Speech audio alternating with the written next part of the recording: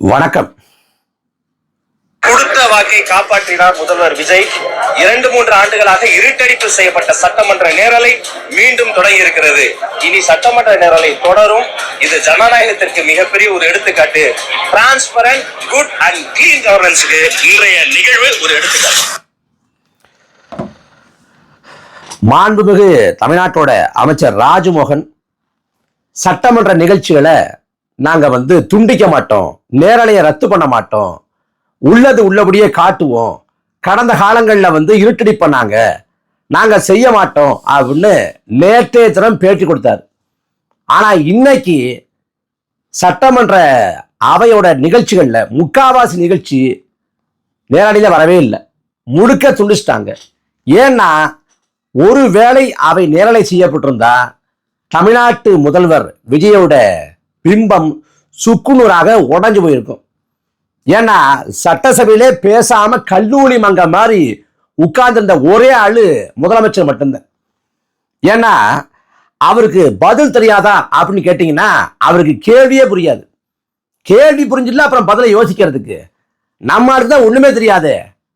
இல்லைன்னா கட்சி தொடங்கி 2.5 ஆண்டு ஆயிடுச்சு, இது வரைக்கும் ஒரு ஊடக சந்திப்பை கூட நிகழ்த்தினது கிடையாது.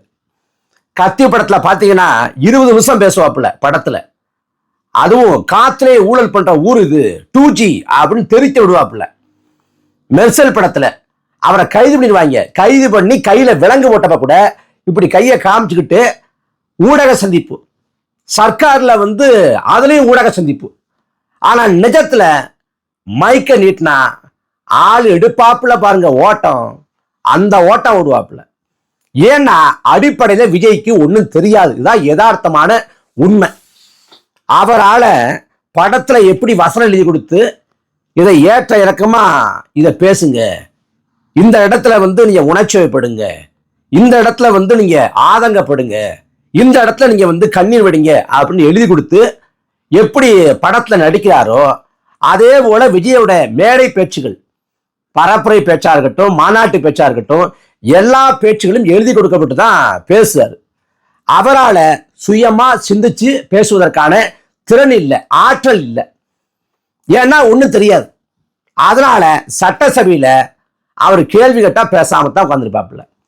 இப்ப இன்னைக்கு காலையில சட்டசபை கூடுது. மேகதாது அணைக்கதா தாவேக அரசு, தமிழ்நாடு அரசு ஒரு தீர்மானம் போடுது. அந்த தீர்மானத்துல எல்லா கட்சிகளும் ஒருமித்து ஒரே நிலைப்பாட்டில் இருக்காங்க. அதனால எதிர்கட்சிகள் எல்லாருமே பேசுறாங்க. இந்த பக்கம் பிரேமலதா பேசுறாங்க, உதயநிதி பேசுறாரு, எடப்பாடி பேசுறாரு, வன்னியரசு பேசுறாரு, எல்லாரும் பேசுறாங்க. அந்த அவை நிகழ்ச்சி முழுமையாக காண்பிக்கப்படுது. அந்த மேகதாது அணை குறித்தான அந்த வாத பிரதிவாதங்கள்லாம் முடிஞ்சு போன பிறகு அதுக்கும் பிறகு ஆளுநர் உரை மீதான விவாதம். அந்த ஆளுநர் உரை மீதான விவாதத்தோடு நேரலை துண்டிக்கப்படுது. அந்த ஆளுநர் உரை மீதான விவாதத்துல என்ன பேசினாங்க, யார் என்ன பேசினா எதுவும் தெரியல. ஏன்னா நேரலை துண்டிக்கப்பட்டுருச்சு. ஆனா அவை நடக்குது, நேரலை துண்டிக்கப்படுது. கடைசியா பார்த்தா அங்க எதிர்கட்சிகள் கேள்வி எழுப்புது. தமிழ்நாட்டோட சட்ட ஒழுங்கு மோசமா இருக்கு, பெண் குழந்தைகள் பாதிப்படைகிறாங்க, பாலியல் கொடுமைக்கு உள்ளாக்கப்படுறாங்க, ஆனா தமிழ்நாட்டு முதலமைச்சர் வாய் திறக்க மாட்டேங்கிறாரு அப்படின்னு பேசுறாங்க. திருச்சியில நன்றி தெரிவிப்பு கூட்டத்துல இதே விஜய் சொன்னாரு, வாயில நல்லா வந்துரும் வேணாம் அப்படின்னாரு. ஆனா சட்டசபைக்கு போனா வாயே திறக்க மாட்டேங்கிறாரு. எதிர்கட்சிகள் எல்லாம் வாயை திறங்க சிஎம் அப்படின்னு கேட்கிற மாதிரி இருக்கு. அப்ப இங்க சட்ட ஒழுங்கு சிக்கல் இருக்கு, பெண் குழந்தைகளோட பாதுகாப்பு கேள்விக்குறியாகுது, முதலமைச்சர் வாய் திறக்க மாட்டேங்கிறாரே அப்படின்னு கேட்டா பதில் சொல்ல வேண்டிய முதலமைச்சர் எந்திக்கிறது இல்லை. யார் எந்திரிச்சுப்பா சொல்றான்னு பார்த்தா அமைச்சர் ராஜ்மோகன். அமைச்சர் ராஜ்மோகன் ஏன் பதில் சொல்லணும்? சட்ட ஒழுங்கு யார் கட்டுப்பாட்டில் இருக்கு? சட்ட ஒழுங்கு உள்துறைக்கு கீழே வருது. உள்துறை அமைச்சகம் முதலமைச்சர் கட்டுப்பாட்டில் வருது. முதலமைச்சர் தானே பதில் சொல்லணும். ஏன் பதில் சொல்றது இல்லை? உடனே இந்த பக்கம் ஆதவ அர்ஜுனாங்கிற எடுப்பு ஒரு இளவுந்தல்னா கூட அப்படியே அதிமேதாவி மாதிரி பேசுவாப்புல ஆதவ அர்ஜுனா. அவர் எங்க முதலமைச்சருக்கு எப்ப பேசணுங்கிறது தெரியும், பேச வேண்டிய இடத்துல பேசுவாரு. அவர் பேசுனால்தான் கொளத்தூர்ல ஸ்டாலின் தோத்து போயிட்டாரு அப்படின்னு உடனே திமுக போறா எப்படா எங்க தலைவரை சொல்லலாம்னு ஆச்சா பூச்சான்னு கத்த, அந்த பக்கம் தாவேக்காரங்க உங்களை விட அதிகமா இருக்க மாட்டாங்க, 107 பேர் இருக்கும் அப்படின்னு அவங்க கத்த, லாவணி கச்சேரி ஏறி போயினா ஒரே சத்தம், கூச்சல், இரைச்சல். அதுக்கு பிறகு ராயபுரம் சட்டமன்ற உறுப்பினர், தாவேக்காவோட சட்டமன்ற உறுப்பினர் விஜய் தாமுவான், அவர் வந்து எப்படா எங்க தளபதியை நீ பேசலாம், நான் சும்மா விட மாட்டேன்டா அப்படின்னு அங்கேருந்து குதிச்சு எந்திரிச்சு அப்படியே அடிக்க பாஞ்சிருக்காப்புல. இதெல்லாம் சட்டமன்றத்தில் நடந்திருக்கு. ஆனா தெரியல, ஏன்னா நேரலையே துடிச்சிட்டாங்க. ஆனா நேத்து வியாக்கியானம் சொன்னாங்க, வியாக்கியானம் பேசினாங்க.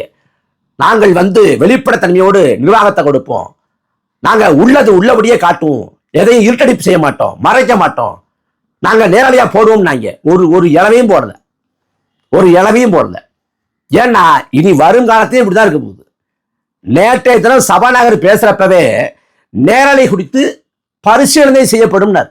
எப்படி நேரலை குறித்து எல்லா நிகழ்ச்சியையும் நேரலை செய்வது குறித்து பரிசீலனை பண்ணும்.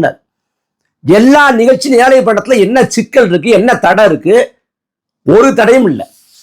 இவங்க தான் சொல்றாங்க, இப்பதான் நிறைய பேர் அரசியலை கவனிக்கிறாங்க, சட்டமன்ற நிகழ்ச்சியை பார்க்கறாங்க அப்படின்னு தாவேகா தரப்புல தான் பெருமைப்படுறாங்க, பெருமை அடிக்கிறாங்க, தற்பெருமை பேசுறாங்க.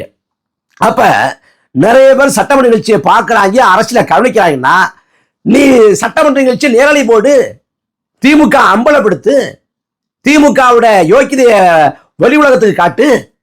ஏன் காட்ட மாட்டேங்கிற, ஏன் பயப்படுற, ஏன் பயப்படுற? அங்க பொதுக்கூட்டத்தில் பேசுறப்ப விஜயோட உடல் மொழி தோரணை எல்லாம் பார்க்கிறப்ப அவ்வளவு ஆவேசமா, அப்படி ஒரு திமிரோட, அகம்பாவத்தோட, ஆணவத்தோட அங்க பேசுறாப்புல. எங்க பரப்புரை கூட்டங்கள்ல, பொதுக்கூட்டங்கள்ல, மாநாடுகள்ல ஆணவம், அகம்பாவம் எல்லாத்தோட உச்சமா விஜய் பேசுறாரு. அவ்வளவு கம்பீரமா அப்படி நிக்கிறாப்புல. ஆனா சட்டமன்றம் வந்தா அப்படி குழந்தைய மாறிடுறாரு. ஏன்டா இந்த குழந்தைய போட்டு அடிக்கிறீங்க, அந்த முகத்தை பாடுற, அப்படியே அப்பாவித்தனம் இருக்குடா அப்படின்னு சொல்ற மாதிரி ஒரு வெகுளியா அப்பாவிய மூஞ்ச வச்சுக்கிட்டு அப்படியே உட்காந்துடுறாப்புல. எப்ப முடிப்பாங்க, எப்ப வீட்டுக்கு போலாங்கிற மாதிரி உட்காந்துடுறாப்புல. கேலி கூத்து. எப்படிப்பட்ட பெரும் பெரும் ஆளுமைகள், தலைவர்கள் எல்லாம் தமிழ்நாட்டில் வந்து தலைவராக இருந்திருக்காங்க. காமராசர், அண்ணா, நாமடி நெடுஞ்செழியன், எத்தனை பேர். ஆனா அந்த தமிழ்நாட்டில் முதலமைச்சரா உட்கார்ந்துக்கிற ஒரு ஆளுக்கு எதுவுமே தெரியல, அவருக்கு தெரியலங்கிறத மூடி மறைக்க ஏகப்பட்ட வேஷம் போடுறாங்க, பொத்தி பொத்தி பாதுகாக்கிறாங்கிறது எவ்வளவு பெரிய கேவலம், வெட்கக்கேடு.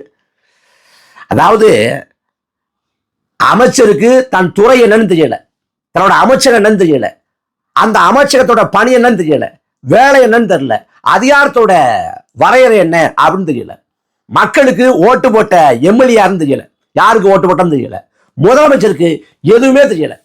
இப்படிப்பட்ட ஒரு நிலையில தமிழ்நாடு இருந்தா நாடு எங்கிட்டு வழங்குறது, எங்கிட்டு வழங்கி என்னத்தை பண்றது? இதுல ராஜ்மோகன் நம்ம அண்ணன் அவர் பேசுவார் பாருங்க, ஏங்க வந்து காட்சி ஊடகங்களை போல நீங்க அரசு கேபிள விட்டு தூக்குவீங்க, உங்களை எதிர்த்து செய்தி போட்டா தூக்குவீங்களா அப்படின்னு கேட்டா, அப்படிலாம் இல்லைங்க, நீங்க வேணா ஏன் சேம்பருக்கு வந்து பாருங்க, அங்க நான் புதிய தமிழை தான் பாக்குறேன், அங்க நான் நியூஸ் தமிழை தான் பாக்குறேன், அங்க நான் தமிழ் ஜனத்தான் பாக்குறேன், அதெல்லாம் ஒண்ணும் இல்ல, தொழில்நுட்ப கோளாறு ஏற்பட்டுச்சு அப்படின்னு பாப்பல. ஆனா தாவேகாவுக்கு எதிராக செய்தியா போட்டா உடனடியா அரசு கேபிள விட்டு தூக்குறது, இல்ல அரசு கேபிள பின்னுக்கு தள்ளுறது, செய்தி தெரியக்கூடாதுங்கிறதுக்காக. இந்த பக்கம் சட்டமன்றத்துல நேரலை போட்டோம்னா எல்லாமே தெரிஞ்சு போகும், விஜய்க்கு ஒண்ணுமே தெரியலங்கிறது தெரிஞ்சு போகும். ஏன்னா அந்த சட்டமன்றத்துக்கு உள்ளேயே ஓய்ப்படிக்கிற ஆளு விஜய் தான். எழுதி கொடுத்தா வாசிப்பாப்புல, இல்ல பேசாம உட்கார்ந்துருவாப்புல. அது முதலாளி எழுதி கொடுத்தரணும், அந்த சமயத்தில் எழுதி கொடுத்தா அவரால் உள்வாங்கி பேச முடியாது. அப்படிப்பட்ட ஒரு பரிதாபமான நிலையில் தமிழ்நாட்டோட முதலமைச்சர்.